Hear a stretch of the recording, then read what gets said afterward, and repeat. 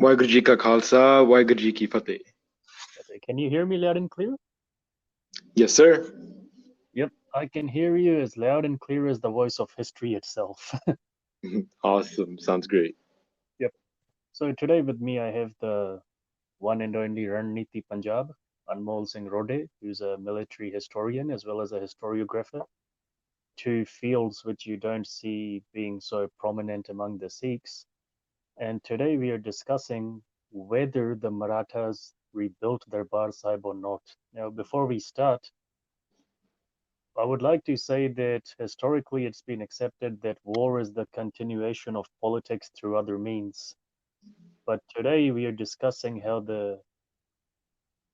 history of politics suddenly transformed into the politics of history.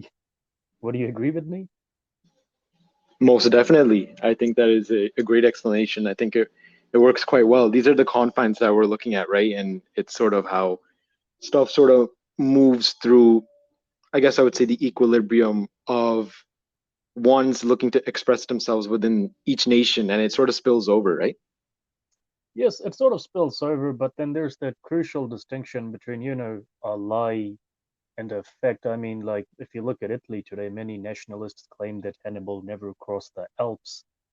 But if you look at the evidence, then you sort of see that he did cross the Alps. And I suppose today we are well confronting the same situation as Sikhs, that obviously there are factions in India who are heavily politically invested in rewriting history.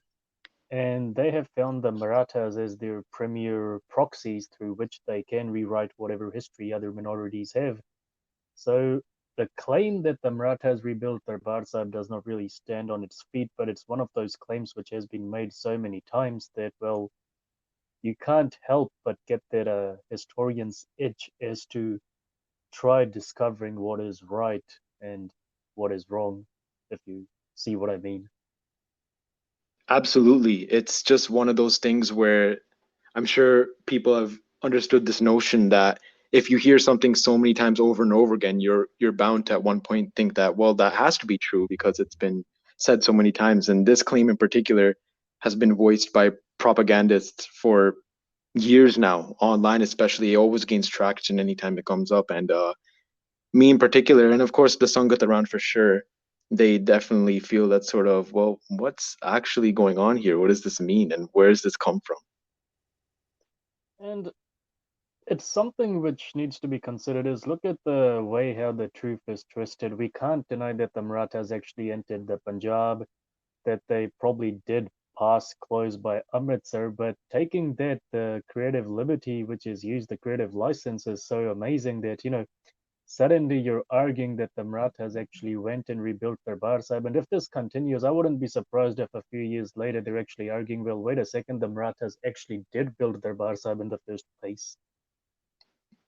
Most definitely. I mean, it's the huge exacerbation as to especially where the setup now allows for something to come up and allows it for it to be in place. And that's the sort of problem where this setting is what's really driving it. This sort of nail in the coffin, which is more like a screw being hit by a hammer. It's not going to work, right?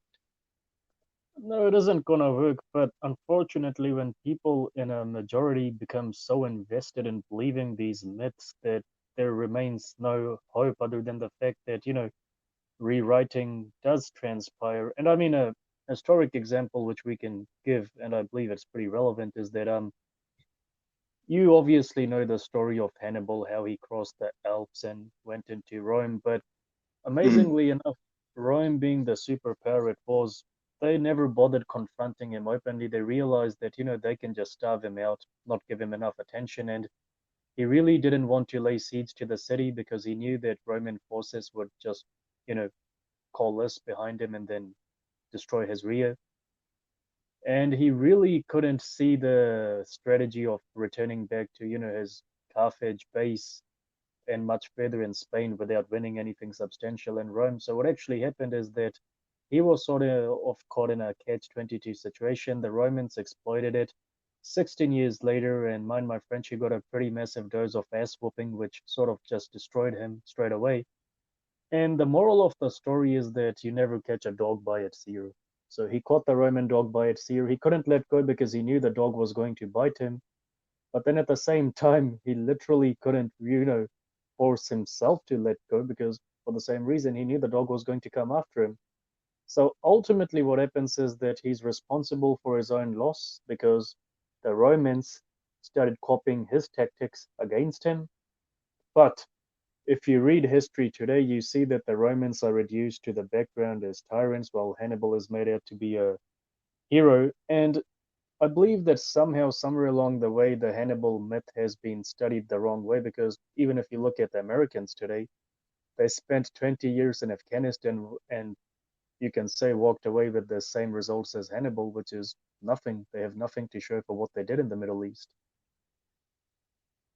Exactly. That is, I've never heard a better explanation. Hannibal was bound to Carthage, and even him returning with his tail between his legs, it would have been completely detrimental. And you see this sort of time and time again, where even for even for like the American example here, right? 20 years in Afghanistan and nothing to show for it, right? And you would think that, oh, they would have the power, and time again this sort of narrative comes up where it's just not working out, and it's really interesting to see how that will also unfold over time, even analyzing it. I know obviously studies now are being done in Afghanistan and what the Americans truly achieved or what they had not, but this is just sort of the lens and the context that we're looking at, and I think the Marathas here could kind of fit the context.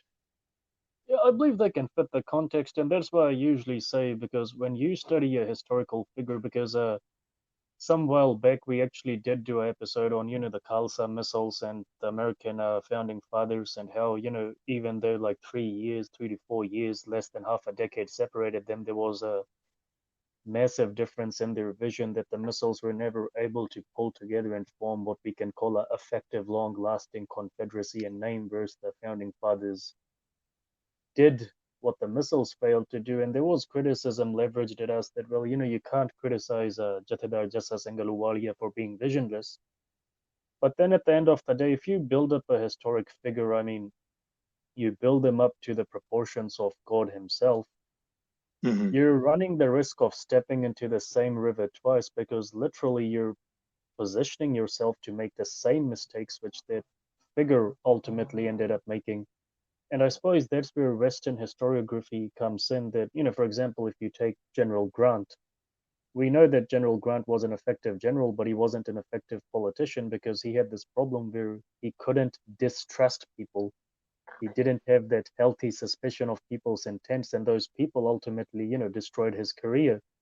Similarly, when you have such historic figures like, Baba Jassa Singh Ahluwalia or anyone else, you need to look at the good and the bad, like with Hannibal, so you don't step into the same river twice. But, unfortunately, it's already too late for the Americans.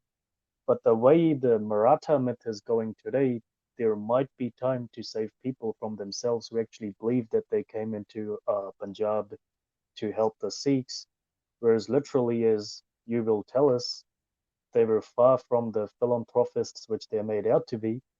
They had less than noble motives to come into the Punjab in the first place. Absolutely. I mean, just looking right into it there, it's so interesting that how this something like this could spin about. And it's true, the Marathas had very little interest into Punjab to begin with.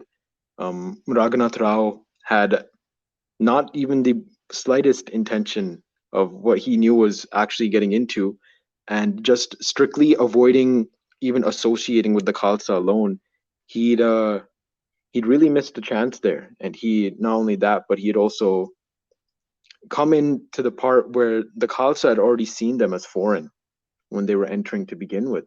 And Adina Beg had done his also hardest while visiting the Sikh Sardars and Jathedar Jassa Singh at Amritsar to try and convince them to get through. And they'd followed, but it was something that from the get go wasn't meant to last. And even from the Maratha side alone, they had tried. And um, no, I'm not saying they had tried actually. They were quite nonchalant and open about disregarding the Khalsa entirely, and it didn't work in their favor.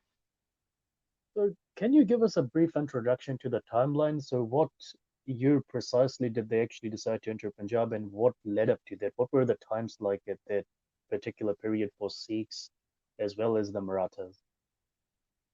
Right. So this does not come about if there was no Adina Beg, right? Right. So had there not been Adina Beg, this was most likely not going to happen. I know that's a really tough pill for propagandists to swallow, but it's absolutely true. Because Adina Beg was the one who invited the Marathas. Raghunath Rao and Malhar Holkar were stationed in Delhi, and he had seen a card, another card that he could play, and he offered them the invitation of, well, every day's march that you have into Punjab, I will give you 100,000 rupees. Every halt that you happen to have, you will get 50,000 rupees, and we will come and together with the Khalsa, we will overtake Lahore and get Abdali out of here once and for all. That time being represented by his son Taimur Shah and the viceroy Jahan Khan. So, So, what was hmm, Adina's intentions? What did he actually aim to do ultimately? so Adina, he was always really under the oppression that he had the potential to establish his own Raj. Yep. He was never loyal to any one authority in particular, and you can tell by his movements of constantly just flipping sides. Um, he comes about as a measly soldier, and he rose to be a revenue collector in Kang, particular near Sultanpur Lodi. And within a year's worth time, he had the entire Tahsil to his name. And just few months afterwards, Zakaria Khan, who was then the Mughal Subedar of Lahore, he appointed Adina Beg as the Hakam, or chief of the entire Sultanpur Lodi district, right? Yep. And so from that, basing around what the Sikh Sangat had going, to just to close the gap when his rise to Hakam, the Sikhs had already been quite a decent presence, particularly in the Madhya to begin with. And as we all probably have heard through the childhood stories growing up, our Akali Singh Fauja, they subscribed to the guerrilla style warfare. They were, in and out of the forest, Machiwara, wherever, and moving about and making quite big havoc on Mughal caravans. And so the Mughal hierarchy had become aware that the Madhya in particular is they were quite reluctant and hesitant to pass through. And so these small vacuums were being created where it became safe to congregate. And Amritsar, for times, was quite safe. And Subedar Zakaria Khan himself, he lifted the persecutive policies in 1733 against the Sikhs. And that's when, the Nawabship and the Jagir was offered, or the imperial land grant. And it was consisting of the Parganas of Deepalpur, I believe, Kanganwal, and Jabbal. Yep. And so then at that moment, Sarbat Khalsa was called by then the third Jatidar of Akal Takht, or traditionally the term back then was Akal Takht Mukhi Sevadar, Diwan Baba Darbara Singh. Yep. And he himself was very hesitant to accept the Nawabship. He actually did not want to. He did not believe it was a good call, but he recognized the authority of the Sarbat Khalsa, and he saw that many Sikhs were intrigued on actually receiving it. So he himself had stepped down, and the Sarbat Khalsa there had elected an Anki Singh named Kapoor Singh Virk. Yep. He takes the Nawabship, and with the Sangat, they still maintain some trouble, always congregating at Harmandir Sahib Akal Takht. A year later, Diwan Baba Darbar Singh would pass away, and now Jatidar Kapoor Singh, he is now Nawab as well. He splits the Khalsa army into two bodies for particularly military convenience. He establishes the Buddha Dal and Tarna Dal in 1734, and along with being the fourth Akal Takht Jatidar, also made himself the first Jatidar of Buddha Dal, or the elderly brigade in particular. But in order for him to devote time in administering the Sangat, and even for further convenience, he had given the daily orders of the Buddha Dal brigade to his Panch Pyare, Bhag Singh, Gurbaksh Singh, Gurdial Singh, Sham Singh, and Sukha Singh. Yep. And so Zakaria himself, just as Adina Beg would learn from him, being a protege under him, is that he cannot keep this camaraderie on for long. There's always a superficial play that you have to do, and Adina Beg was always looking towards playing his cards. And so just before the Vaisakhi of 1735, Zakaria Khan had sent a troop to reoccupy the Madhya. And Zakaria in particular was really keen on making sure the Sikhs returned to civil life and disband the military authority that Guru Gobind Singh had deputed to us. And so those infamous policies were reinstated for the Mughal commoner to persecute the Sikh on their own accord, and this would last from 1735 to 1739. And Mm.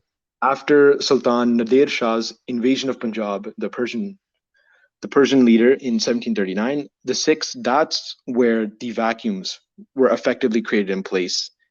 And Zakaria Khan, in response, had made Adina Beg the Nazim, or the administrator of the entire Jalandhar Doab, with specific instructions to suppress the Khalsa.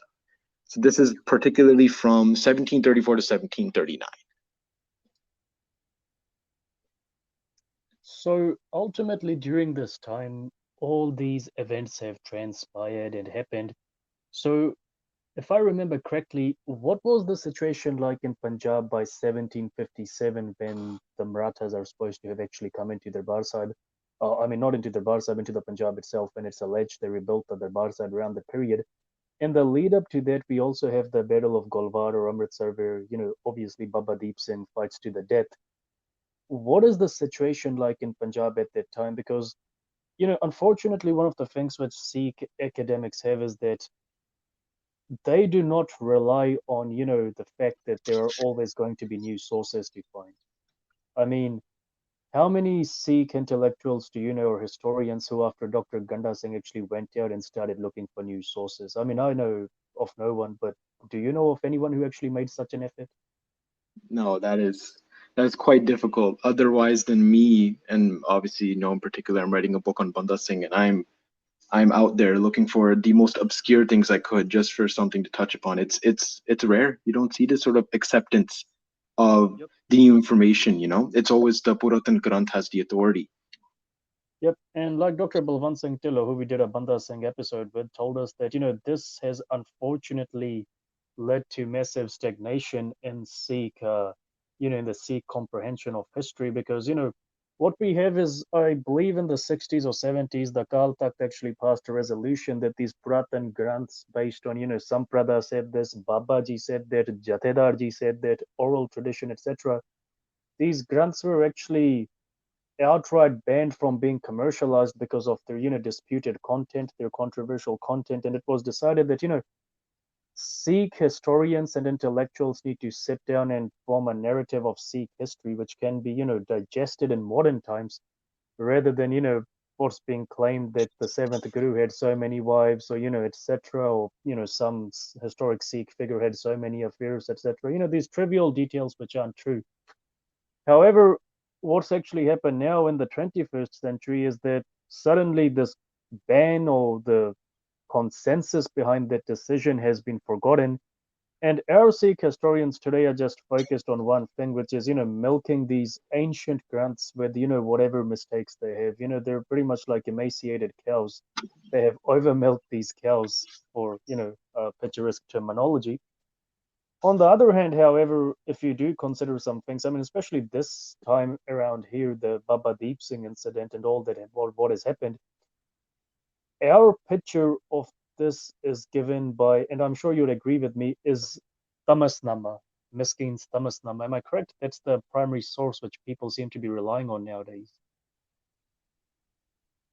Yes, the Tamasnama. Yes, I was looking at that, and it's the sort of stuff that is, I believe, is quite new on the scene as well. If I'm not mistaken, it is something that's just recently been shown attention. Correct? Yes, and unfortunately, the thing with Tamasnama is, it's by Miskeen, and we know that Miskeen was pro-Afghan. He was pretty much pro-Muslim, to be honest, at the end of the day, if I actually put it in those terms. And there was obviously that, religious background to this conflict, that we're Muslims, they're Sikhs. And even though many Muslims spotted Sikhs in Punjab, many did not. Anyway, what Miskeen writes, and there is an overarching pattern here, is that if it's a case of a Muslim victory, he's always going to say the Muslims had less warriors than they actually had to sort of make it, give it that divine overtone that Allah spotted us in winning. Second problem with Miskeen is that Miskeen also, and it seems he did this willfully, he conflates different historic incidents. So, for example, regarding the Baba Deep Singh incident, because this is where all this begins with, he claims that the Sikhs attacked Lahore, the Afghans and the Lahorites bet them back to Amritsar, demolished the Darbar Sahib, and they actually killed their generals down there. Now, other than him, there is no evidence, even fieldwork wise, that the Sikhs actually marched upon Lahore at that time and they were beaten back. So it seems this was some sort of a raid which was conducted by the Afghans against the Sikhs, and they demolished the Darbar Sahib. Baba Deep Singh came and managed to fight them back to the fringes of Amritsar. And why I'm actually repeating this is because many of these right-wing propagandists claim that because Miskeen says the Sikhs lost, that means the Sikhs had no control of Amritsar at this time, ergo the fact that the Darbar Sahib remained demolished. Absolutely. Thomas Khan was quite an intriguing character, and he would write the ways he did. He definitely proliferated much of the Muslim accounts and sharing of what he had to do. Miskeen himself, I believe he was of, it said either Armenian or Kurdish origin, and he was kidnapped by Nadir Shah's Uzbek soldiers in Asia Minor and brought to Punjab at I think it was at the age of 7, and given to Mir Mannu for military service. So he had been in the Punjab for a while, and after Mannu had died in November of 1753, he served Murad Begum, his widow.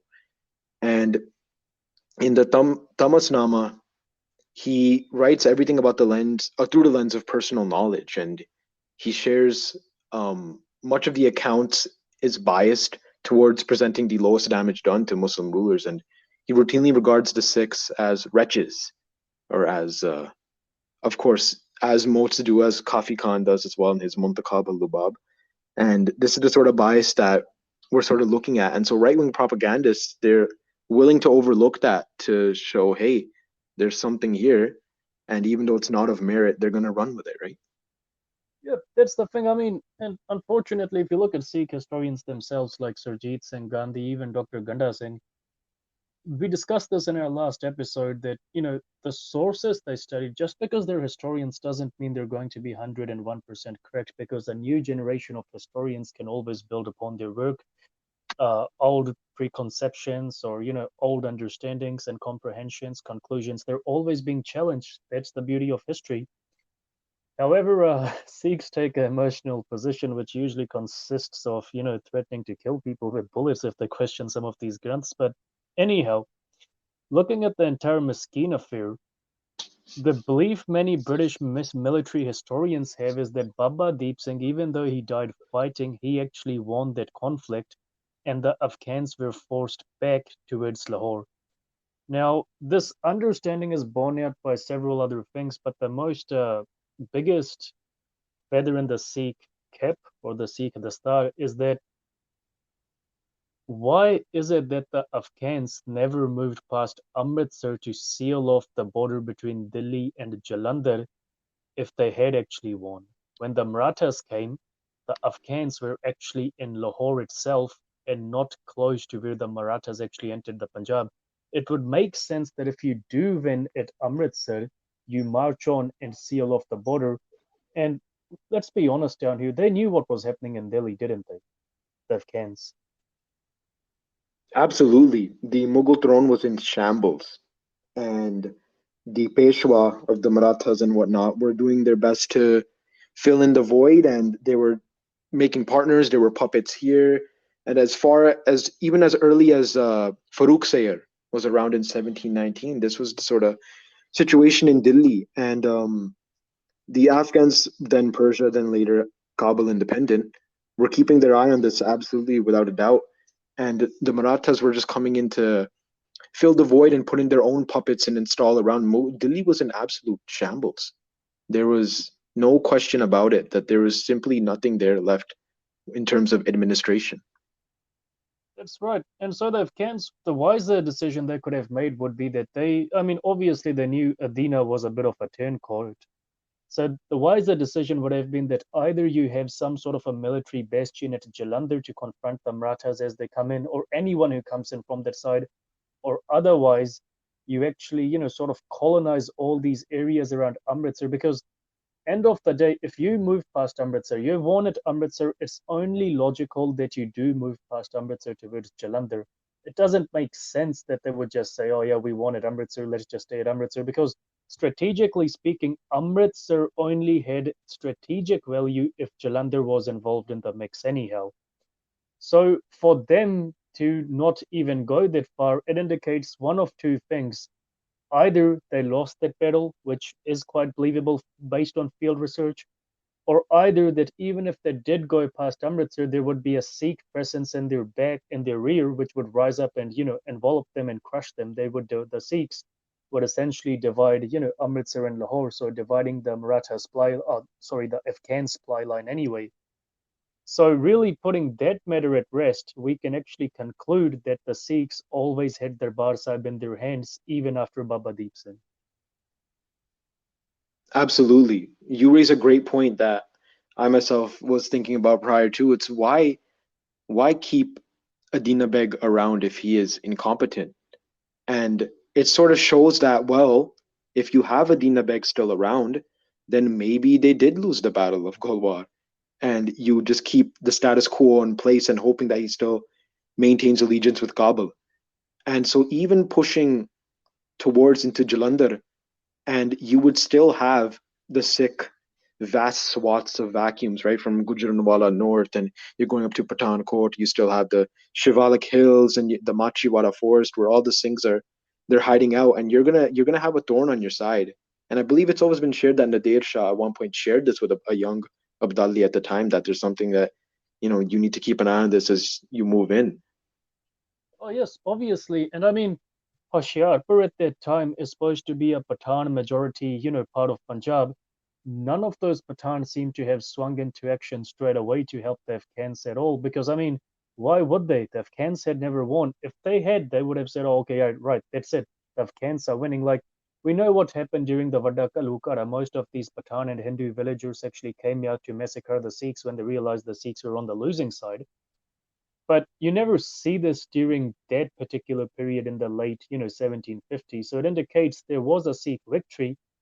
It's just that unfortunately our historians have found one Tamasnama and they're solely relying on some of the lies propagated by Miskeen. I mean, our people do not know how to do textual analysis, and that's a very unfortunate thing.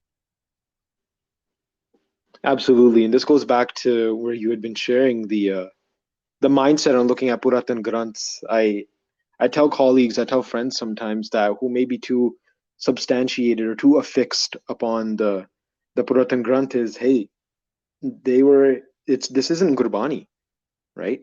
Yep. They what they're doing back then is the exact same thing that we myself are doing now. We are simply looking at the sources that we have available, and we're making use of to clear up the picture. Historiography only gets better with the passage of time. Yes, And definitely. and you know that how could have Nihang Ratan Singh Pangu or Kavi Santokh Singh had access to Muntakhaba Lubab? How would they have had access to Ibratnama? Or granted, these are sources that I'm sharing that are biased in themselves, but they provide some key insight as to what the actual scene would have been like, what could have been going on, and even going as far back as the Amarnama, which was a Persian Sikh manuscript written by Natma Lata Diwar at Nanded Yes. during Guru Gobind Singh when he was around, right? So they would not have had access to this. So it gets better over time, and so it this staying in that lane of historiography, they are open to critique. Mm-hmm.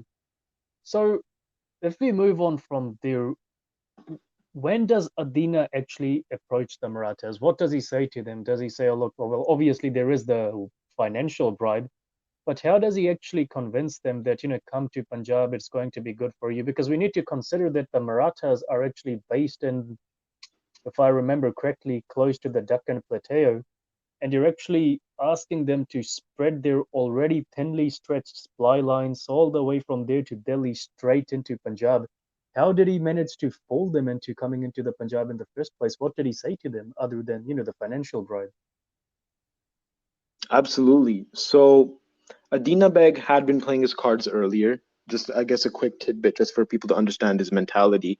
When Shah Nawaz Khan had won out against Yahya Khan for securing the Subedari of Lahore, Adina Beg had convinced Shah Nawaz to allow Abdali to come in, which would have been, I believe, his third invasion. Allow him to come in, but while at the same time he told the Mughal Sarkar in Delhi that, oh, an oncoming Durrani invasion is here. And so he kept playing his cards like this, right? And he was moving about and he was very cunning. His always goal was to have Raj, particularly in Jalandhar, because that's where he had eventually gone on to be stationed. He became the Faujdar of Jalandhar um, around, of believe, March of 1753, if I'm not mistaken. And so, with regards to allowing the Marathas to come in, there was a fault definitely in Maratha administration. I mean, you're looking at the fact that what was the need to turn towards Punjab? You have the East India Company on your back. You had already been working against your oppressors in the Mughals. What is the need? Why turn towards another and face Afghanistan that were coming into a different realm of the Indian subcontinent? And so Raghunath Rao, in particular, was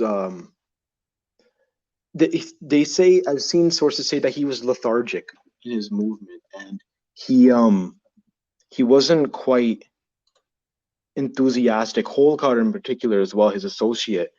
Holkar was not enthusiastic about facing Abdali, right? I'm sharing this from Kulkarni, and I have some stuff written here in his book, Marathas in the Maratha Country. And Raghunath had boasted earlier to his comrades south in Pune that, hey, I established Raj in the Yamuna Ganga Doab and I had increased Maratha authority here. And he secured placement with the declining Mughal hierarchy. But Raghunath did, in fact, have some intentions of expelling Abdali from Punjab, but Holkar, his associate Malhar Holkar, was quite against it. Um, and unfortunately, Kulakarni himself makes no mention of Adina Beg contacting them. But Adina Beg had seen that they had just plundered Delhi, and he had offered this payment, this guise to have a clear path into Punjab, and that's where the story in essence begins, and they must have been compelled to see that, okay, there's something here. They paid no mind to the Sikhs. They were not willing to acknowledge the Khalsa at all. Had they even known, is a completely different story. I doubt they were even fully paying attention, not being going against propagandists once again, the protectors of the faith, right? But they were they were quite they were quite lethargic. They didn't fully understand what they were quite doing up there because, yeah, as you shared, it's true. Their resources were spread very thin. Their supply lines were insanely. I don't know how they would have kept this up, right? Because you have the East India Company, and you've already faced the Mughals. You hit them north. Now turn back and hit the East India Company. But instead, they turned towards Punjab. And I believe Adina Beg did his part in sort of luring them in. Whether he knew that the East India Company was there playing into their favor, I doubt it. But that's the sort of setup that he has with enticing them to come in and face Abdali and secure loot from Sirhind first, then Lahore. And I suppose one thing we need to remember down here is even like, especially if you look at East India Company records, the Sikhs were nobody. The Sikhs were, not nobodies as is claimed today. They were actually, quite fierce warriors. They were actually feared for their prowess. So they had a dog in the fight. Could it be that Adina ultimately sold the Marathas this notion that, look, with me in the Punjab, there will be someone keeping an eye on Delhi. You guys are, based so far away. Rather than march to Delhi, I can do the same for you. Just come and sort things out at Delhi for you. But at the same time, he would have been thinking that if I use the Sikhs in my designs to build that empire, basically they can just turn on me, kick me out of my territories, and say, okay, goodbye, buddy. Thank you for getting us this, Raj. That basically they will use me as a proxy. So could it be that he knew that the Marathas would definitely go back at some certain point in time from the Punjab? And if he uses them to establish his, governorship or his empire, whatever he wanted to do ultimately, that at the very least he would actually have something to his name after they left, and he wouldn't have to, risk the danger of the Sikhs overtaking whatever it was the Marathas got him. Absolutely, because that is definitely correct. Because with Pune being so far, and of course himself knowing that Kabul is so far, he'd already experienced his own little piece of Raj, which must have enticed him more to sort of run for getting a part two. Because after Mir Mannu had died on November 3rd, 1753, and then his son held the regency for a while until the next year of May, and Murad Begum was the widow, and she would assume it. But Adina Beg had officially lost connections to Kabul because Mir Mannu had died. He was still a subject under Mannu in Jalandhar. And then, of course, he retained no connection to Mughal Delhi. So he had had what he wanted. He established his Raj in Punjab for a while. He had had the entire Jalandhar Doab to himself. And speaking of the Sikhs at the time there, then Justice Singh Ahluwalia and the Dal Khalsa Fauj would push an Afghan raid on Amritsar as far back as Lahore and eventually out of Lahore as April 1754.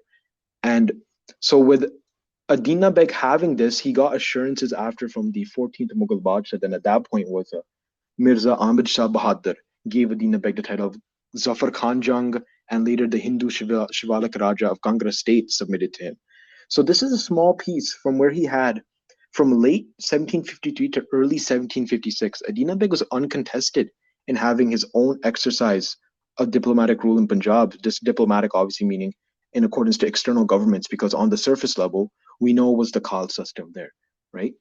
After Jatidar Nawab Kapoor Singh Virk had passed away, Jatidar Justice Singh Ahluwalia takes reign and he starts establishing the Rakhi system with local panchayats and villages willing to pay for the safety, and they would have safety from the Khalsa Faujan. And so he wants a piece of that back. And so looking towards the Marathas, there's these powers are so far away. And so, of course, the Marathas don't know his history. They don't know that he'd been flip-flopping routinely between the Mughals and the Afghans in terms of allegiance.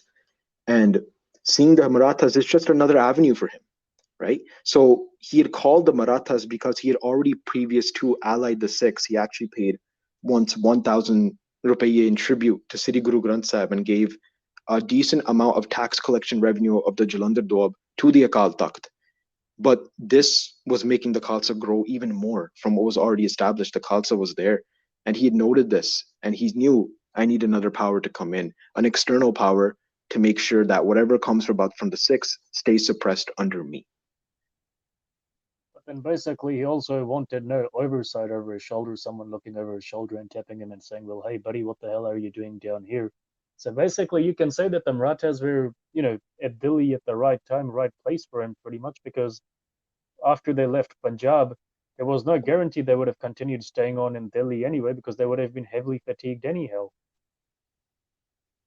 Absolutely. And you mentioned watching over his shoulder. I mean, at one point, early on to his Faujdar-ship in Jalandhar, Adina Beg was actually allowing the Sikhs to do what they'd please, and Zakaria Khan's watching his shoulder. Hey, what are you doing? He calls him in the next year and has him tortured for the failure of collecting taxes. And so he was released a year later. So Adina Beg was a difficult individual, and he knew what he had wanted from the get-go. So seeing Raghunath and Holkar in Delhi nearby, it was just another avenue. And of course, it shared that Raghunath and Holkar were quick on leaving Punjab. They did not want to stay in Punjab anymore. The Peshwa then was Raghunath's older brother, Balaji Bajirao.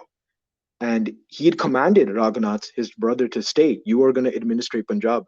Raghunath said, no, I'm returning to Pune. You put whoever you want. I don't want to be here anymore. Holkar follows him, and I believe someone named Dattaji Shinde eventually is put into place, and he's shared by one source I have in particular as an inexperienced soldier, right? So this is the sort of scene that we're looking at. It's completely unorganized, a mess on the diplomatic level. Surface level, the Khalsa is there without a doubt. Without a doubt. And I suppose what happens is that March 21st, 1758, this is around the time when that three-way alliance is formed between Adina, the Khalsa, and the Marathas. Am I right? Yes, it is. It is February, yes, of 1758. In Yep. essence, yes. Yep. So around that time. And it's interesting, and I apologize that I actually initially mentioned Garewal's Hukamnama, which he found being 1761. It's actually dated 12th April 1759. So 1 year before that, it seems what's happened is that Jassa Singh Ahluwalia actually managed to come to Sirhind with around 10,000 Khalsa, cavalry. And the Marathas arrived around that time. Adina arrived around that time. Now, considerably, one thing which needs to be, thought of here is that Ahluwalia passed by Amritsar before he arrived around Sirhind at that time.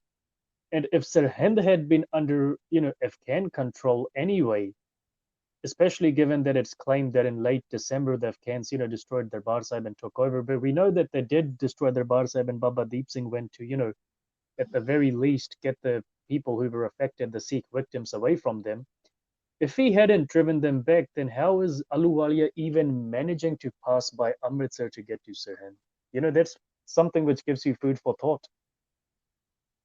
Absolutely. And so this is 1758 we're talking about. The missiles are there. They have control at the ground level. The Rakhi system is in effect and is working completely fine towards the Akal Takht, right? They have the avenue to reach, of course, some, it's I believe around March 21st, no, March 8th, 1758 is when Raghunath approaches Sirhind from Delhi, Adina Beg comes through from Jalandhar, and the Dal Khalsa Fauja make their way from Amritsar. And so all three forces are here opposing, reportedly, Afghanistan. But where is the administration there to stop them? There's no local Tahsirdars, or anything in the way. So they made their way there, and of course they lay siege. 20 days later, on the 21st, is when they take Sirhind. Subedar Abdul Samad Khan, who was the Afghan Subedar of Sirhind at the time, he capitulates, and the coalition army wins the siege.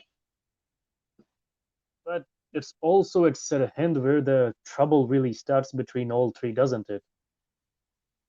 Absolutely. The trouble itself, which propagandists hate mentioning, I'm sure they don't mention it because they might not even know it, is that this is where the trouble comes from. It is over the distribution of the loot from Sirhind. So the Sikhs, arguing on the basis of the knowledge of the land, already took a greater share of the plunder.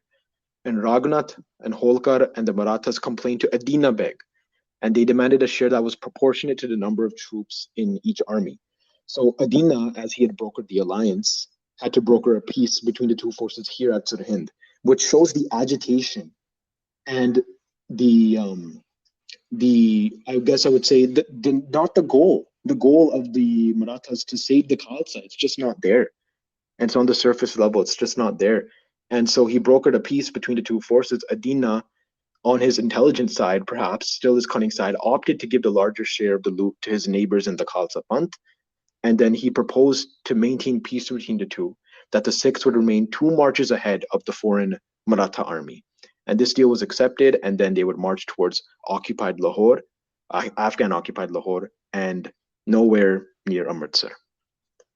But what's amazing down here? There are two loopholes in the story down here which the right-wing propagandists actually play, like your life depends on it. The first one is that Shivaji Maratha started fighting against Aurangzeb after Aurangzeb obviously refused to allow him a vassalage because Shivaji wanted to be employed by Aurangzeb and to capture Peshawar. Aurangzeb pretty much said, no, I don't trust a man like you, get lost. And, obviously that's where the fight begins. Now, amazingly enough, Maratha sources, and you are using primarily Maratha sources, am I correct? Yes, I've been looking at a whole slew of Maratha textbooks ranging from the first ever in 1826 to what even Hindu-based authors are writing now. Yep.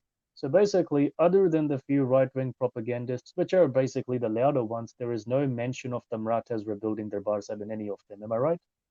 Absolutely not. There is no recollection, there's no evidence presented at all. Because, I mean, if you look at the pre-19th century Maratha records, it doesn't even seem that they're aware of the existence of the Sikhs in the first place as to, who a Sikh is, what constitutes Sikhi, etc. So, first question which arises here is that in their heyday, when they actually began fighting under Shivaji, Marathas had a lot of strategic gold, they had tactical victories. Why did no Maratha chief even ever mention in passing that they need to go to Delhi to save Guru Tegh Bahadur? Absolutely. That is a great Right. point you mentioned. Yep. Exactly. Right. Second issue down here is that we know that the Maratha Rajput conflicts, the Rajputs always won out over the Marathas. We know that Jai Singh was the one who finally routed Shivaji and forced him to retreat from the field of battle. Shivaji fled, but Jai Singh finally managed to capture him. Anyhow, when you have Guru Gobind Singh Ji, warring against the Shivalik Hill chiefs, you have Punjab, which is basically on the throw of a rebellion, given that, Guru Gobind Singh Ji is identified as one of the most dangerous men in the region by the Mughals. Why is it that no Maratha, even little company or detachment was sent over to help the Guru against the, chivalric hill chiefs or even against the Mughals? Why did no such communication ever take place if the Marathas really wanted to help the brothers in faith? Absolutely.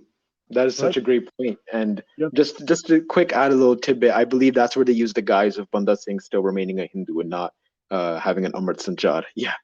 Yep. Now, Dr. Balwant Singh Tillori discovered all these Rajput sources, which explicitly mention, as well as Persian sources, that Banda Singh was a Sikh. His own testimony is he's a Sikh. And at the end of the day, he was Amritari with the Panch Kakars. Now, of course, all this was challenged by Hariram Gupta, but he hadn't seen those sources. But the problem which begins is A, why there were no Marathas who came to help Banda Singh? B, if Banda Singh was actually a Bairagi, what happened to his, fellow Bairagis who were supposed to help him? And C, why is it that, multiple Sikhs are executed alongside Banda, but we see no Hindu or Muslim being, slaughtered down there? Even the king of Nahan was later forgiven and let off by Jahandar Shah for failing to catch Banda Singh. Absolutely. And you see this sort of for Banda Singh in particular, it's that he had allowed even Muslims, there was a letter that had reached Bahadur Shah that Banda Singh had allowed the Muslims of Batala to live out their daily lives and to commit to their practices. So it's I don't understand where this comes from. And you see the Marathas are skipping around Punjab at that time. And then, as you mentioned, why is it only around 1758 with the East India Company at their backs? They're having issues with the British, they're having issues with the Delhi, that they suddenly decide, well, look, we will just go and open a third front. It doesn't make any sense unless they went there for financial gain. Now, fourth thing down here is that the Sikhs are 2 days ahead, but neither Maratha sources, nor Mughal sources, nor British sources, nor Afghan sources themselves, or any other subcontinental source at the time mentions that there was ever any sign of this coalition entering Amritsar, departing Amritsar, fighting at Amritsar. Because you know how it's claimed that the Marathas rebuilt Darbar Sahib? Well, obviously there is a caveat down here that the allegation is Sikhs lost the battle. There were no Sikhs in Amritsar. So how is it that this coalition is even able to pass unmolested from Amritsar itself? Because it makes sense for the Afghan cavalry to be brought into the open plains of Amritsar against the Marathas. Absolutely. There is just simply no way that they could have gone by through Amritsar. We have the Tamasnama, right, which granted, as we already established, is quite biased, but online it's reckoned that most of the records of the movements of the Marathas in particular, granted, Tamas Khan, right, he's in Punjab, Miskeen is in Punjab, and he's aware of this. He had already taken part in several of previously Mir Mannu's and then Adina Beg's campaigns against the Sikhs. And the movements that he had made note of where the Marathas were going from it was February of 1758 to January 1759 is practically 99% accurate. And it is not once mentioned that the Marathas had made their way to Amritsar, willingly, unwillingly, and they themselves, because it's been already established that they were completely in the mindset of disregarding the Khalsa because they're here on Adina Beg's behalf, right? Yep. And amazingly enough, what happens is if you look at the history afterwards, the Marathas only leave a very small token presence in Punjab under a very inexperienced general. There is no, one thing is there are no monuments built if this is all about Hindu Padashahi, that, Sikhs are Hindus and there was Hindu Padashahi. No monuments built to that effect, no administrative changes made to that effect, no religious changes made to that effect. It's almost like they just wanted to be there just to wipe Adina's face and make him smile pretty much as a sign of gratitude. And the numbers they leave, I believe it was somewhere between 10 to 50,000. All these numbers indicate that they wanted to pull out of the Punjab when, Adina died or when he lost interest in them. Definitely. They had left, I recall now, it was Sabaji Shinde, who Kulkarni writes as an inexperienced Sardar to take over the administrative changes in the Punjab. And so they had secured finally on April 20th, some sources say April 11th, but 1758, the coalition forces have taken Lahore, which Damas Khan himself acknowledges as a coalition army. He doesn't say that it's explicitly a Maratha army. And so they had secured a tribute that Adina Beg would continue paying for however long that he stayed aligned with Pune, right? And so Raghunath Rao and Malhar Holkar were ecstatic upon leaving. They did not want to remain in the Punjab no more. They were strictly on the guise of running back towards Pune. And so Shabaji Shinde was eventually replaced. Baji Rao had put in Dattaji, and Holkar too, according to Kulkarni, he didn't want to remain in Punjab. And so Adina Beg was just the guise of just putting him in there, right? Kulkarni says that Abdali returned with ease in 1759 on the instance of Najib Khan to Delhi. And sorry, Abdali, yeah, this is what we're talking about. And so the Marathas were driven out. Just on a superficial guise, it's shared that a few battalions of just a few hundred Maratha soldiers were stationed in Attak and Peshawar. What is that going to do? That's not going to do anything. You actually make quite a valid point down here. That's pretty much just challenging Abdali, even if he doesn't want to a script that come here, hand our rear ends to us. Exactly. It just doesn't make sense. The administrative changes that, or if not changes, then just tactics, the strategies that they're employing here.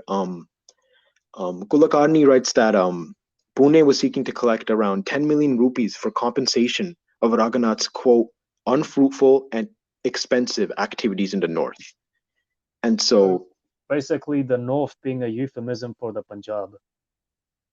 Yes. That's a lot of money to lose in the Punjab. Absolutely. And so it was once shared that what I was looking at in particular, well, what defines exercising power? And so you're looking at the sort of, well, you can make claims. It's one thing to simply just claim territory, as the majority of the online Indian propagandists are doing. They're saying the Marathas had effectively held Punjab. But some propagandists take it a step further in saying that the Marathas had also exercised power and authority in Punjab. But when and how? An empire can just superficially appoint a governor of a province, and even on the ground level, no political authority was being exercised. So Raghunath, rather than appointing a Maratha as the governor of Punjab, appointed Adina Beg, and Adina had remained as an independent, only nominally retaining diplomatic ties with the Marathas. So I personally believe that the best way for anyone to actually determine that an entity is exercising power in a region is economic, and that is taxation, right? You're leaving taxes, you're having revenue connection. So the Maratha taxation system was unique in the sense they had what they called, I believe, is a Jaut, with local kingdoms and princedoms, and they utilized it. I was looking towards Britannica, and some people they don't see Britannica so much, but what makes Britannica great is that only qualified editors and educators can actually edit it. And so Britannica shares that, quote, the Marathas claimed that it was a payment that involved, in return, protection from other attacks. But few princes, Hindu or Muslim, saw its incidence in light. Since rulers always tried to collect their revenue in full, this impost, in addition to the regular revenue demand, was regarded as oppressive. It did much to make the Marathas unpopular throughout India among Hindus and Muslims alike. So this is the Chaut tax being collected. And there was an interesting tangent here that I'd seen that in April 1751, the Nawab of Awadh, or historically Oudh state, Shuja ud Dala, who was aligned with the declining Mughal Darbar in Delhi, on his own accord, made the Peshwa of Marathas, Balaji Bajirao at the time, he made him the Mughal governor of Agra and Ajmer states, while also deputing the Marathas to collect their Chaut taxes in Sindh and Punjab. So take a look at this. So we have a second-tier external authority, right? The Nawab of Oudh is still under Delhi. A second-tier external authority had given another first-tier external party the right to collect taxes in Punjab, right? Yep. But I'm sourcing this from an actual conference proceeding, a seminar that was held at the Shivaji University. It was at the Maratha History Seminar from May 28th to the 31st in 1970. And Dr. Shri Ram Sharma, himself a Maratha historian, spoke out and wrote on the seminar that, quote, but the treaty soon became a scrap of paper as the Marathas took no step to perform the service which they had undertaken, end quote. Obviously, because they didn't really want to be in Peshawar. And I believe that Abdali only left a small contingent, which was pretty big at the time anyway, but for him it would have been small at Lahore just to keep an eye on the Punjab while he then went back to Afghanistan. And one thing to remember is that Abdali wasn't, only invading India at the time, the subcontinent. He was invading Khiva, Bukhara, and many other places. There were problems at his own court. He went back there, and Peshawar must not have had such a strong, contingent. Or could it be that he set an ambush for the Marathas to see what they would do? And when he saw that they were so less in numbers, he decided to attack them. And I guess the only problem here was that, his son and viceroy vacated Lahore. Otherwise, he could just have enveloped them and crushed them straight away because he would have been well aware that they weren't going to come from Pune to, no one was going to send reinforcements from so far away to save the few Marathas, caught between him and Lahore. And at the end of the day, there wouldn't be so many in the first place. Even if they did manage to make it into the Punjab to confront him, they would have been exhausted, lambs to the slaughter.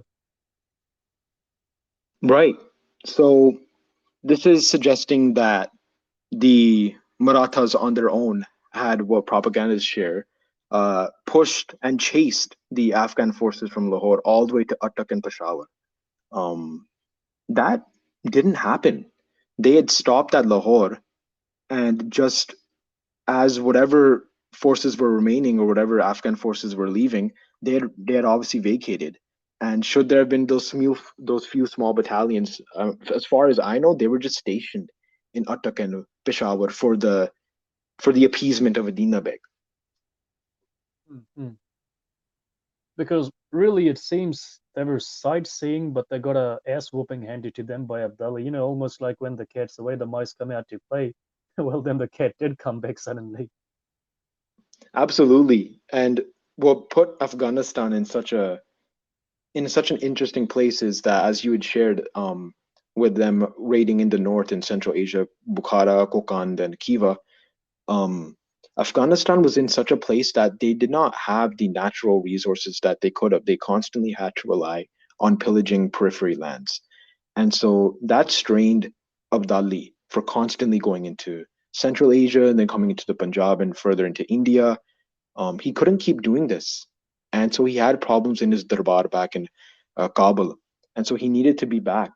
And so, with not exercising still too much authority, even in the Punjab, because remember, the Khalsa's on the ground level there, the Raki system's in place, right? And so you're talking about villages, even by Sialkot and Gujranwala, where the Sukar Chakia were doing their thing. These are areas that they're losing revenue from. But it's out of Abdali's hands because he can't always be there. And so Adina Beg had seen this as a guise to, hey, I can break off from Kabul. I don't see the Akal Takht being too strong, although the Sikhs are not plentiful. They're quite courageous, but I don't want to have them take that upper hand in us two doing it alone. Let's call in Raghunath. Let's call in the Marathas and get something done. And this is the nature of the things where propagandists just cannot accept that. Um, Adina Beg was the one brokering the alliance. Sikhs themselves and Sikhs and Marathas were not themselves even acknowledging each other. And I believe that the Marathas finally, you can say, fully vacated Punjab around 58, mid 58, June, July, and those few token garrisons were chased out by Abdali around 60, 61 if they weren't, destroyed. But then, interestingly enough, J.S. Garewal, the Hukamnama he found, I understand it was him at least, it might have been found by another historian, but he also studied it and sort of made it as popular as it is today.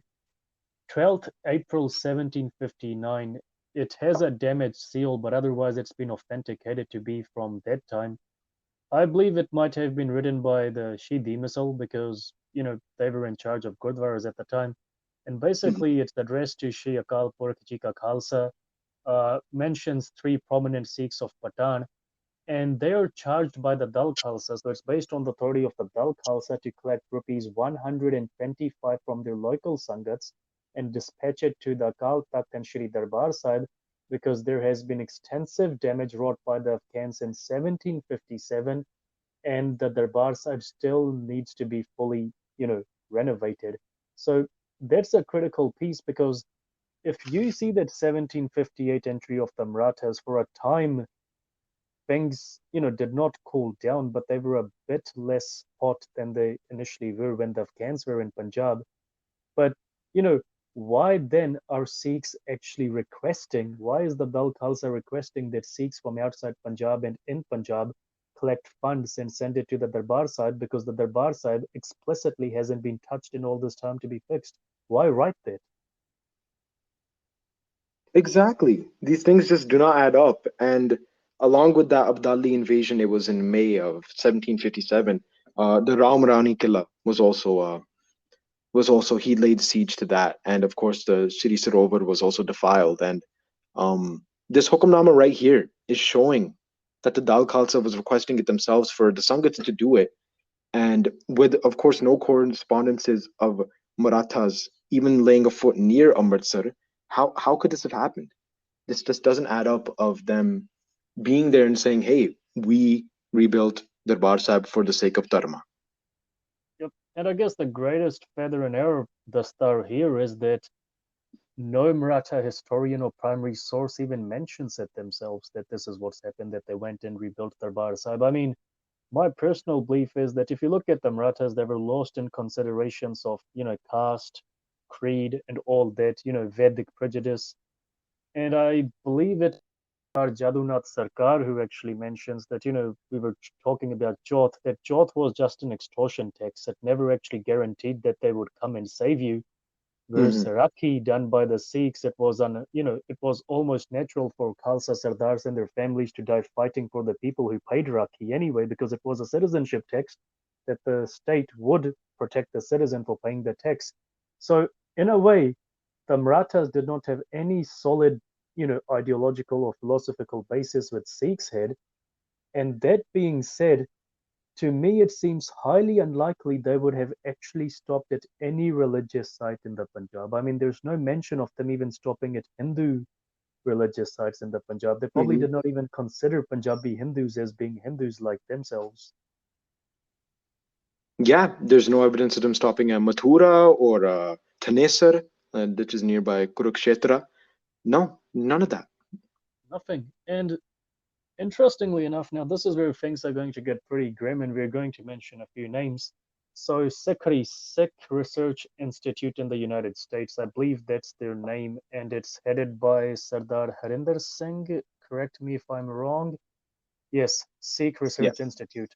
Now, we have a Singh on Twitter who runs a handle called Jatinder Tweets, and Hmm. Jatinder has actually pointed out multiple times, he's tagged Sikhi multiple times, that you have reproduced an article in which you cite Sardar Kapoor Singh claiming that the Marathas paid, I mean, rupees 12.5 lakhs or 125 lakhs, somewhere along those lines, that for the rebuilding of the Darbar Sahib, that they actually came and, bowed in front of the Shri Guru Granth Sahib, took Prashad, listened to, Kirtan and had Langar, did their stuff and went away. Almost like you get all these foreign politicians coming into Gurdwaras and making election Yeah, speeches.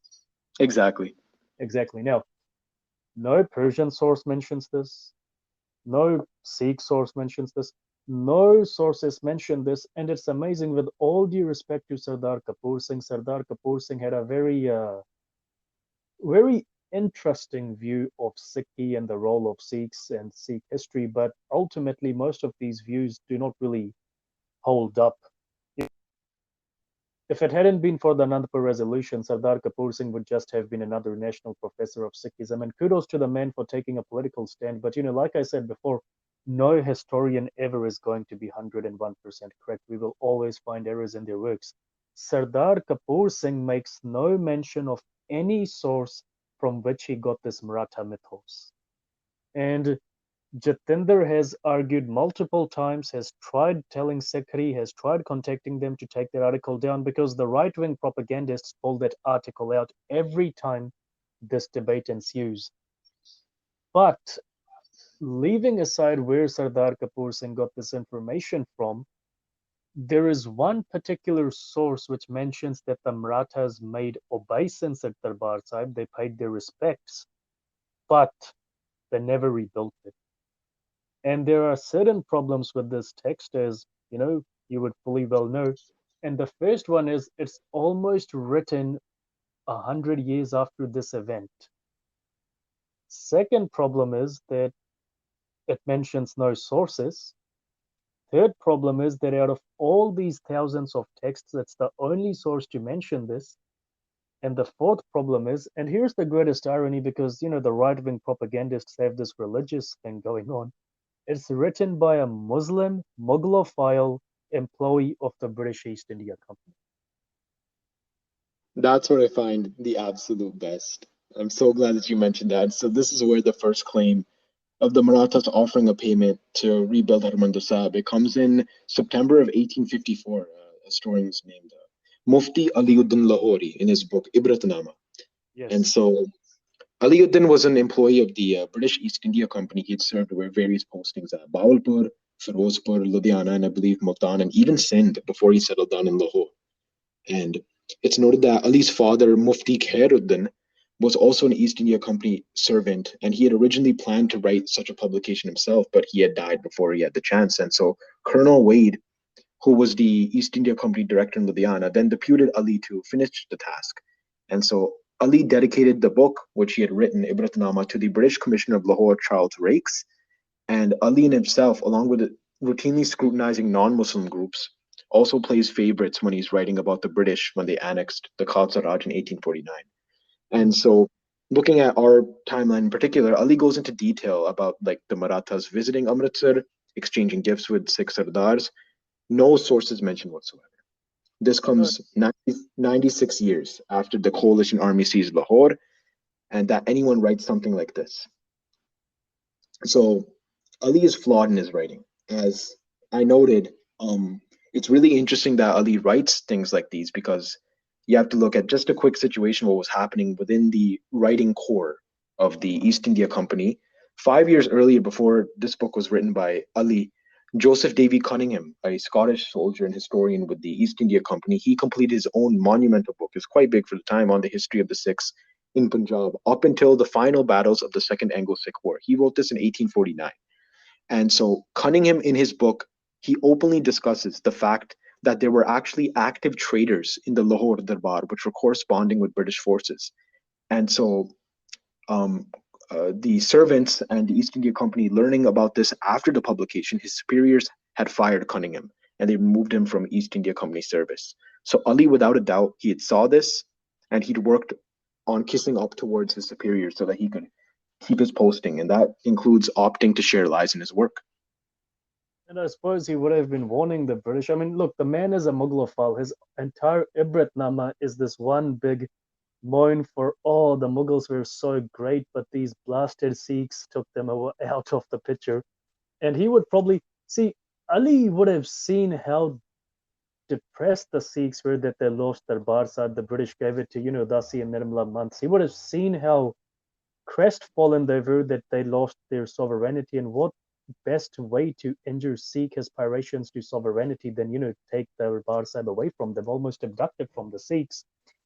And he would have just put salt on their wounds by saying, well, wait a second, white people, watch out for these guys, the Marathas and the Sikhs who took out Mughal rule in Punjab. Because he would have his claim, if you look at it, primarily his claim seems to be that Adina and the Sikhs got together and then the Marathas were invited into the Punjab, almost like, he's giving credit to the Sikhs for what Adina did, because basically Adina was a fellow Muslim, so he couldn't really go against Adina, could he?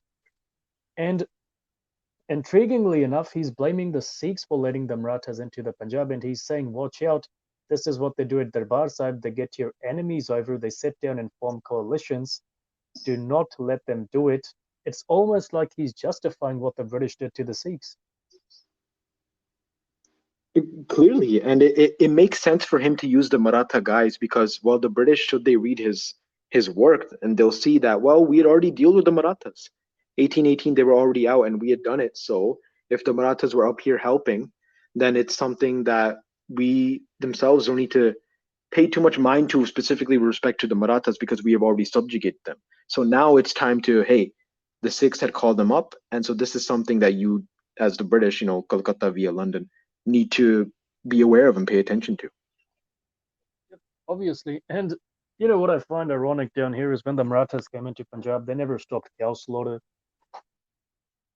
Adina Begum, Muslim, the head of Punjab, they did all contrary to what the right-wing, propagandists portray about them. And here's the greatest irony, they're actually relying on the work of a Muslim historian who disparages the Marathas as well to claim they rebuilt Darbar Sahib when the Marathas didn't even go through Amritsar. Exactly. And so these are questions that need to be asked, right? So if the Marathas had came in as the saviors of Sikhi, then why wasn't a Sikh named the Subedar or Vizier of Punjab to be acknowledged by Pune, right? So if they wanted to establish the survival of Sikhi, does it not make sense to have a Sikh Subedar of the entire Punjab? And the whole basis of this not doing this is that simply because the Marathas did not care about the Sikhs. They only came solely on Adina Beg's request, and Adina Beg had requested on the assistance of the Marathas and offered a sizable pay. Raghunath Rao was indebted to him and returned the favor. Adina Beg, now as the Maratha line Subedar, he's become under them, and Raghunath had no need to appease the Sikhs because the Sikhs had never called for Maratha assistance to begin with. And so it is this lack of Sikh acknowledgement from the Marathas that fundamentally shows the Marathas had no imperative to collaborate with the Sikhs. No, obviously not. And if you look at the contemporary primary sources of the time, the people of Punjab, including Muslims and Hindus, they actually saw the Sikhs as a homegrown force fighting for their rights and the Marathas as foreign occupiers. If you look at the sources written by many Muslims and Hindus at the time, the Marathas were just another, form of tyranny which came from outside the Punjab to wreak havoc on their daily lives. Yes, definitely. The Khalsa openly acknowledged that these are just foreign invaders and they have no sense here, they have no place here, they have no being here, right? And so they'd been called by Dina Beg, whom the Khalsa always themselves were always aware of that this is a man who is not always to be trusted, but we're getting by. And yes, the Khalsa openly were saw them as hostile. It was in fact that Marathas are invading forces in Punjab. They are not no liberators. Obviously. And I suppose the ultimate conclusion here is that the Marathas did not even step on the roads to Amritsar, so how could they even rebuild the Darbar Sahib? Yeah. So Indian propagandists they claim this lie is simply that the Marathas rebuilt Darbar Sahib. And so this requires three facts to be true. One, Raghunath and Malhar and the Marathas had to visit Amritsar, which we've debunked.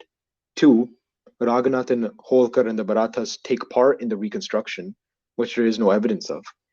And three, Raghunath and Holkar and the Marathas offer the infamous payment of what Sardar Kapoor Singh puts as 100,000 rupees.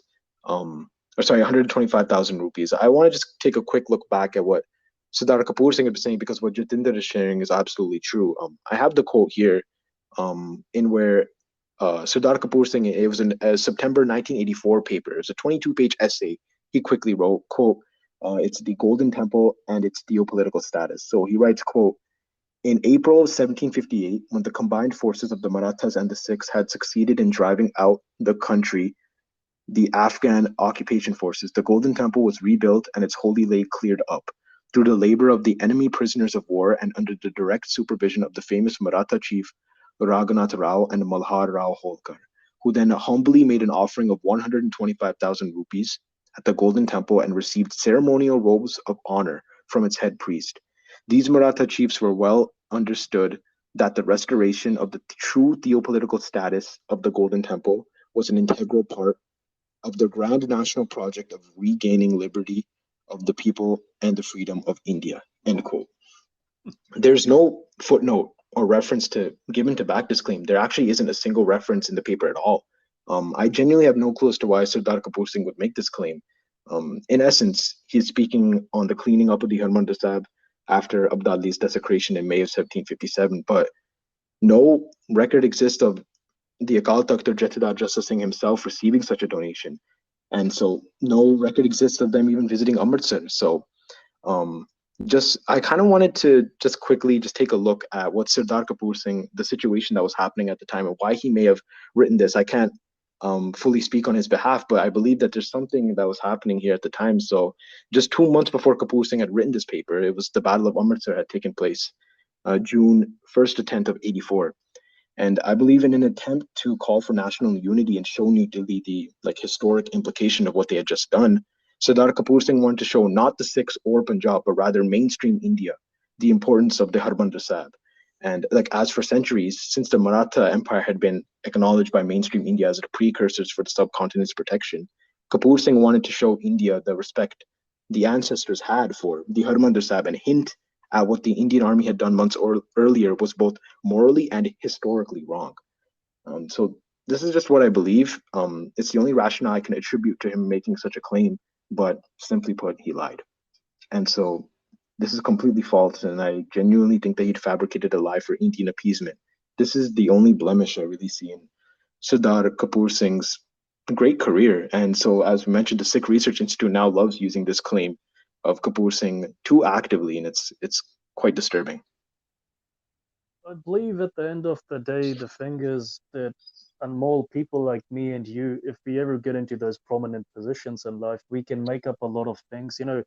We can take creative liberty with the truth, but the power brokers, even at that time, I mean, let's just look at the government at the time, the political bureaucracy at the time, the military bureaucracy at the time. They would surely have studied the same texts we are studying, Kulkarni, Besam, and all these others who wrote about Marathas.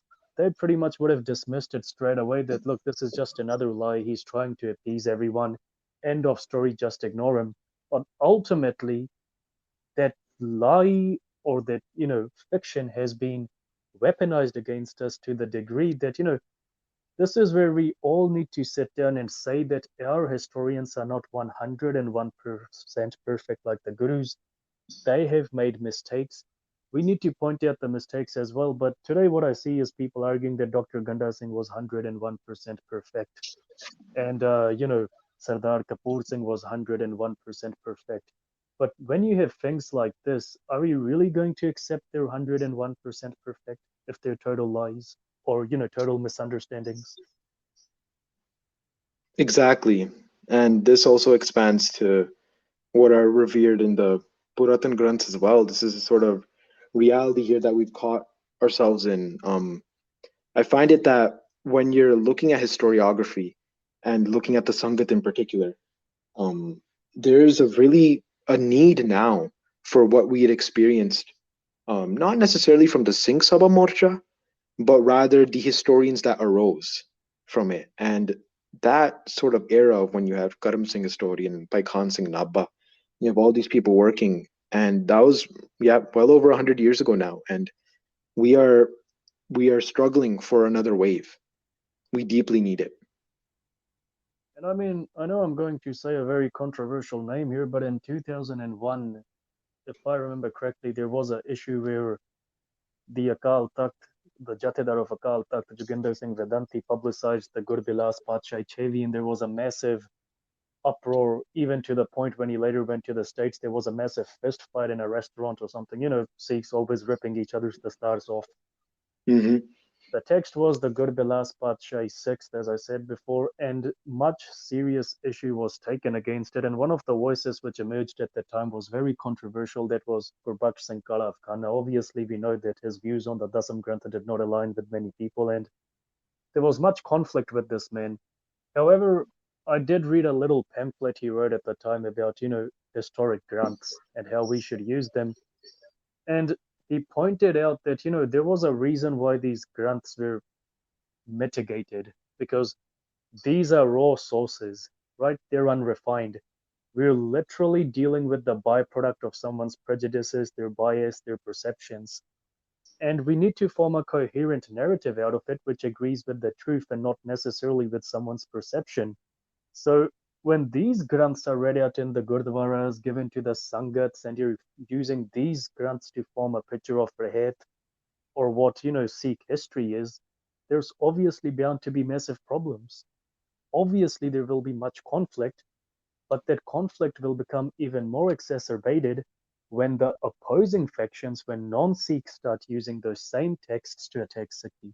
So what are you going to say then, that the gurus never gave those off as darshan? People claim that so and so historic granth was written after Guru Gobind Singh Ji gave 52 darshan to the writer, or Guru Nanak came back to visit the writer and inform him about this and that.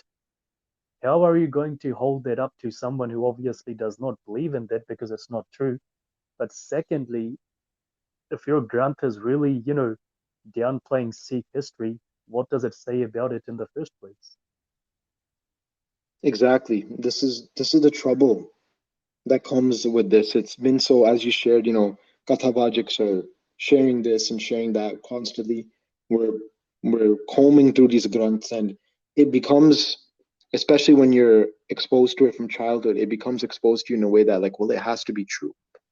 And this isn't Gurbani that we're talking about. I stress this to a lot of people, is that, particularly, of course, I'm talking about Prachin Pant Prakash and Suraj Prakash, that this isn't Gurbani. They were simply historiographers. And what we are doing now is no different. What Ganda Singh had done, what Bhai Khan Singh Nabha had done, and yeah, of course he had written Gurshabd Ratnakar, Mahankosh, stuff like this. This, it's prone to critique, and we are simply in a phase where historiography grows over time, and we need to take a step back and look at the full picture, because I'm in under the firm belief that Kavi Santokh Singh did not have the full picture. Nihangpai Ratan Singh Pangu did not have the full picture. So these are the sort of, they had constraints as well, and these are the social constraints that we ourselves have now. Is that, um, how do we truly dissect what's being fed to us? Obviously, and this is where once again I repeat myself, is that the historian E.H. Carr wrote the book What is, and in that he established three principles for textual analysis. Number one being you need to study the author, who the author was and their times and how those times affected the author. Number two, the times in which the text was written, what was going on, what linguistic conventions, writing conventions were used at the time. And number three, the internal evidence of the text itself. These are the three main primary key ingredients for textual analysis. Unfortunately, what I see nowadays is many Sikhs arguing about, decolonization, that is, we're going to use pre-colonial Sikh perspectives. Well, those perspectives do not work today. At the end of the day, those perspectives have never worked. If I was to use a you know, Sikh perspective, let's just name it that for the sake of an argument, I'm going to say that Banda Singh Bahadur was 101% a traitor to Sikhi, right? Mhm. And one of Absolutely. the yep, and one of these famous Sikh historians approached me after the Banda Singh episode, and he was saying that we can only trust Sikh sources because those sources are 101% genuine because people who lived with the Sikhs and who were Sikhs themselves wrote it. That's the same as saying that currently our perspective of ancient Sparta comes from the works of Athenians, right? It's only Mhm. now we're beginning to look for written Spartan texts about how the Spartans understood themselves. We have, people like the Shibbers converting to Sikhi and giving their own Brahmanical, perspectives. Obviously, we have to look at all angles. But then when I look at all the other evidence we have today, it emerges that Banda Singh Bahadur was not a traitor. He was just betrayed by fellow Sikhs.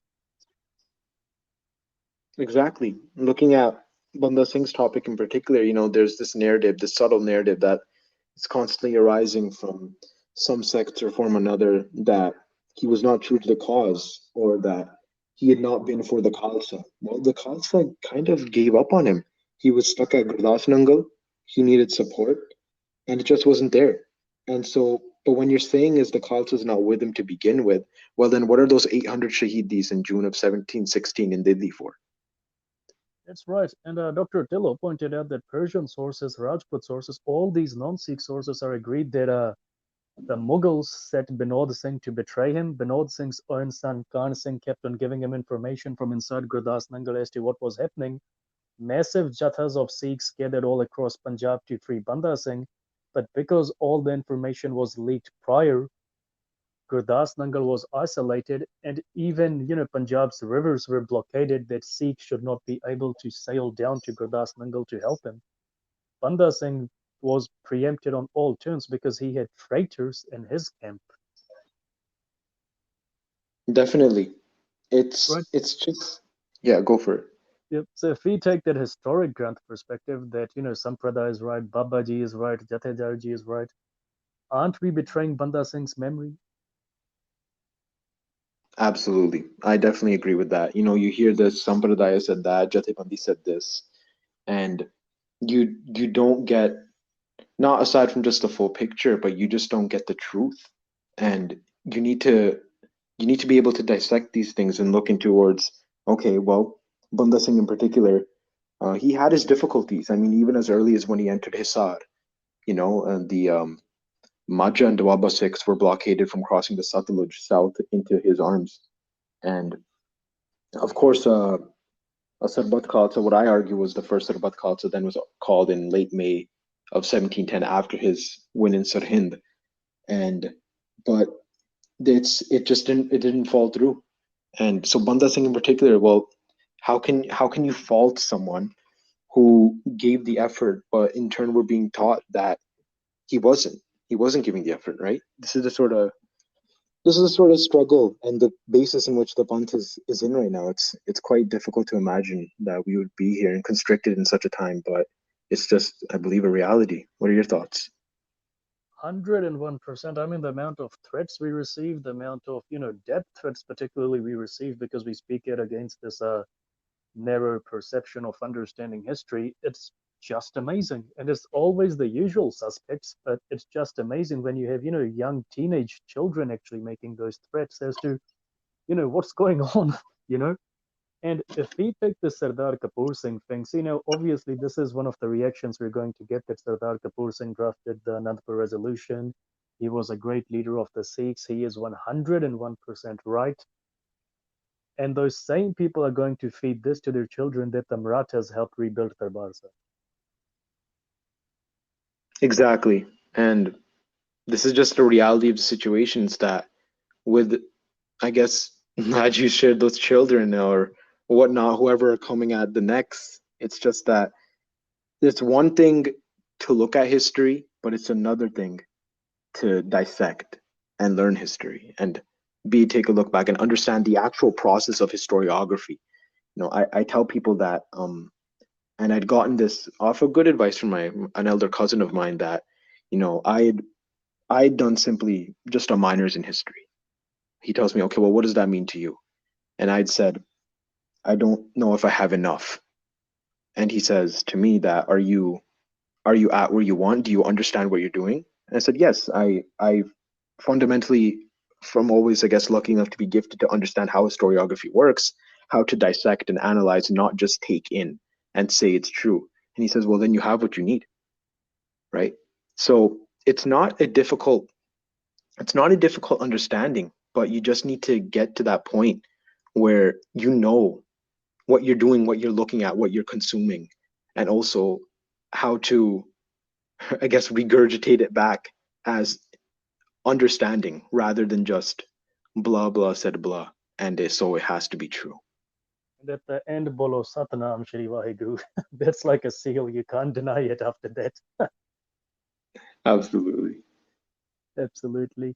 No, thank you very much for clearing up this myth. It's been so enjoyable talking to you, and our listeners will surely love and appreciate this. I'm sure that this episode will prove one of our momentous episodes, but the whole credit for clearing up this myth goes to you. It's amazing the amount of research you have put in, the amount of work you have put in. I was very honored to have you as a guest. I appreciate it so much. Shukriya ji. It Yep. means a lot to me just to being out here. I had been looking at Maratha sources in particular, along with Kulkarni. I'd looked at Stuart Gordon. He had a publication, and I was looking at also stuff from Govind Sardesai. Sorry, my apologies. He'd written something in '49. I was looking at James Grant Duff, who had published the first ever English text on Maratha history in 1826. And so just if I can give just a quick rundown, Yep. they're sharing that for the most part that the Marathas were invited. It is simply true. And so you can't take these propagandists, in all honesty, you cannot take them seriously because it is just genuine to say one thing that, hey, I know something, but do you actually know what you're talking about?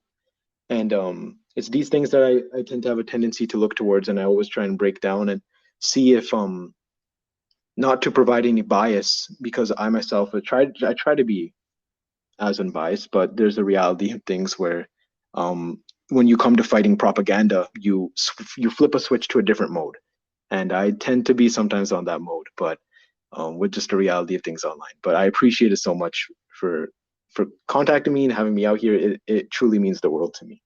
Yep. And Instagram, Ranneeti Punjab. Am I right?